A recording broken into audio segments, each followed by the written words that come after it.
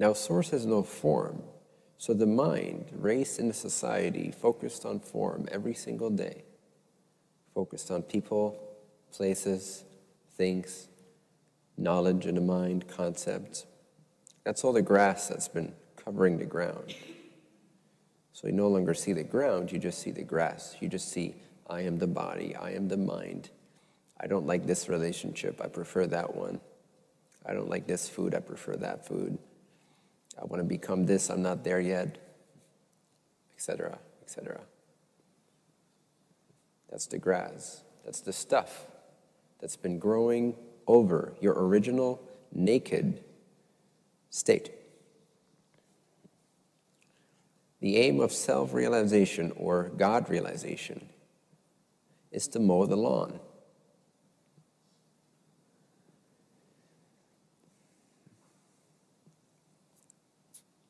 Is to see the ground of being as clearly as you can see your own hand in front of your face. To see that you are God as clearly as you can see your hand in front of your face. To know that you are God.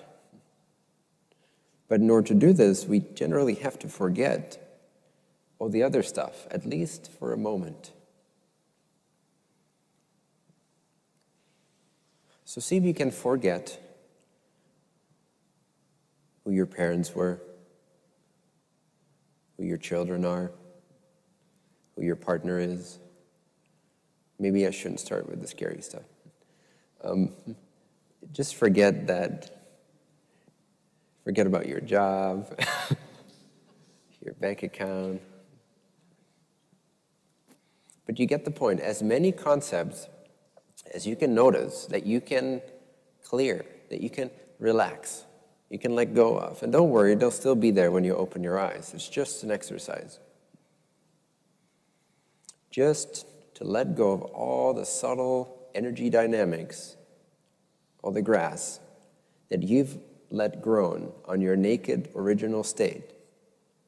All the words, all the concepts, all the influences from other people's minds. Just kind of give that away. Forget your human life for just a moment. Forget memory. If you had no memory, who would you be?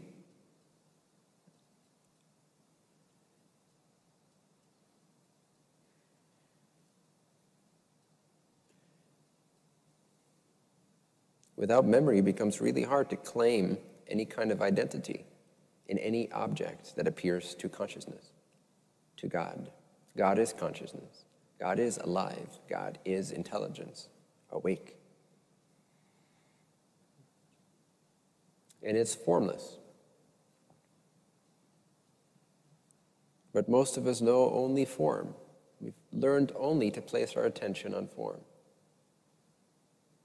To place our attention on the formless, the self, the subject, rather than objects. Most of us have never even for a second been aware of awareness itself. And so at first, it is a little challenging to maintain that. And so that's why I generally say, rather than trying to maintain that, simply for a few seconds at a time, say 2 to 5 seconds, you radically and abruptly, just throughout your daily life, but do it right now, you radically and abruptly and totally commit to dropping any and all thoughts. Just complete full stop. Full stop. Just 2 to 5 seconds. Just commit to it. And notice what remains. Notice what's looking at it. Notice this quality of clarity, of lucidity, of consciousness, of alertness, of awakeness, of I am, of I exist. It's a subtle feeling at first.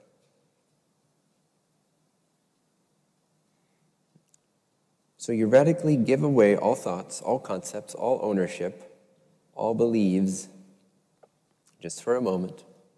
Be as naked as you can possibly be with the sense of I exist. Just purely the sense I exist. Just the sense. Not the words. They're just the entrance point. They're the door. They open. But the actual experience, before any words, the pure awareness of I exist, or I am. Awareness of being. Awareness of existing. Just that.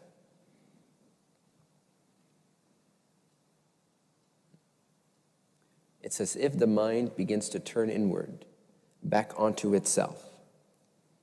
Instead of focusing on the world, it becomes aware of itself as the self, as the subject, as that witnessing presence.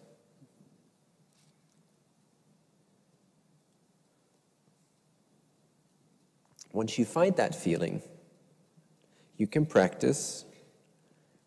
You can practice it a little bit right now, but we won't have enough time to practice it for long periods of time. But as you go home, you can practice more of this. But for now, find the subtle feeling, even if only a few seconds you maintain it. Just a couple seconds of awareness, noticing itself.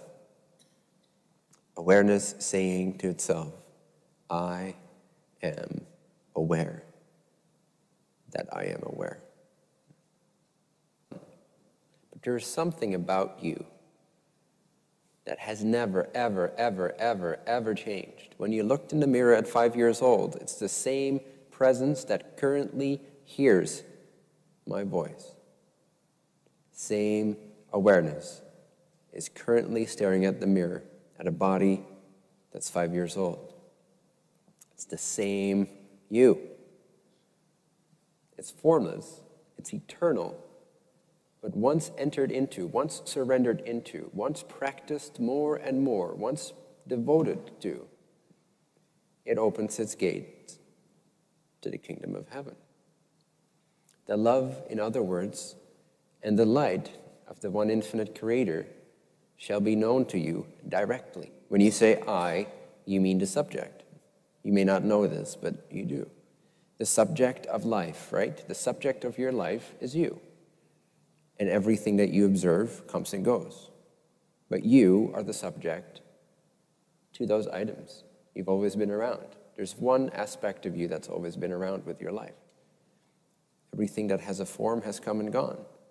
But you, when you say me, that innermost sense of I, of me, that's your access point, that's your gateway.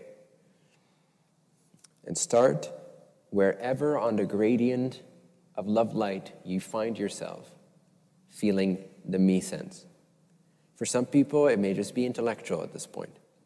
It's quite okay. Take it deeper. Over time, it will deepen. For some people, they may start to quite instantly feel a wave of bliss and joy and expanse, and like the world starts to sort of fade out a little bit.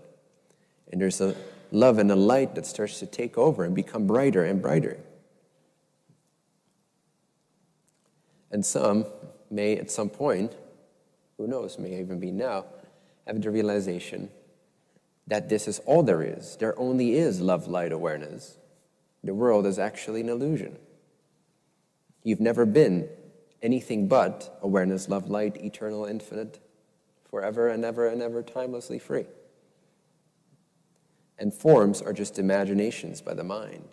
And the more you sort of let go of the world, your version of the world, your thoughts about the world, your thoughts about your life, if you dare to just kind of relax that for a moment, relax all that memory, relax all that tension, and you can do this gradually, depending on how comfortable you are with sort of the free fall into relaxation. But the point is to give away your world, because it creates the ego which veils the truth. It creates a separate sense of subject rather than the wholeness of the self. So give away as much of your life as you can, mentally, right?